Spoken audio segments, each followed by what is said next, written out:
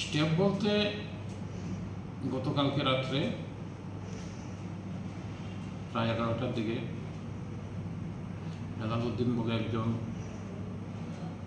Drug কারবারিকে গোয়েন্দা দপ্তর উত্তর ত্রিপুরা এবং ধর্মনগর থানার পুলিশ যৌথ অভিযানে আটক করে। তার কাছ থেকে 22 গ্রাম বিশুদ্ধ কোয়ালিটির হিরোইন আটক করা হয়েছে, একটা বাইক আটক করা হয়েছে। এলাকার মানুষ সন্তুষ্টি ব্যক্ত করেছে, অনেকে ফোন করেছে।